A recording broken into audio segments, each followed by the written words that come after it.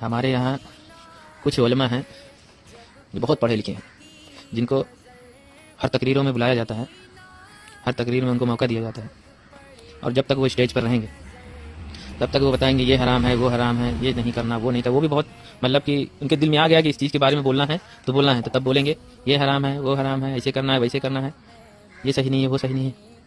वही मौलवी, वही उलमा जब स्टेज से नीचे उतरता है ना, उसके बाद उसके आंखों के सामने वही हराम काम होता रहता है, वही नाजायज़ चीज़ होती रहती है। तब ये कुछ बोलेंगे नहीं। अरे भाई, जब तुम्हारे सामने वो चीज़ दिखे तब तो बोलना और ज़रूरी है। स्टेज पर बोलते हो, स्टेज ही तक रहता है, फिर आम पब्लिक क्या करती है, स्टेज ही तक सुनती है, फिर उसके बाद हराम हलाल काम करने लगती है। जब तुम स्टेज ही तक समझाते हो तो वो स्टेज ही तक सुनेंगे, महफिल खत्म हुई, ये कान से सुने, वो कान से बाहर। समझ में आया? इसलिए जो चीज़ आप स्टेज से बयान करते हो, अगर उस बात का जो है वो पालन नहीं करते हैं, और अगर वो उससे जो है हट के चलते वही हराम काम तुम्हारे सामने होता हुआ दिखे, तो उसका गिरेबान पकड़ लो कि अभी हमने स्टेज पे आपको समझाया था, भूल गए इतनी जल्दी। तब जो है लोगों के अंदर तब्दीली आएगी। ये सोचो कि स्टेज पे से बोल के और वही काम हमारे आंखों के सामने हो, तो फिर कुछ होने वाला नहीं है। लोग आजकल जो है ना महफिल वाले बन चुके हैं, मगर महफिल के मानने वाले नहीं बने। तो इसलिए जो चीज़ हराम हो उसको हराम बयान करो, और जो कोई करे तो उसको रोको भी, तभी जो है कंट्रोल में आएगा।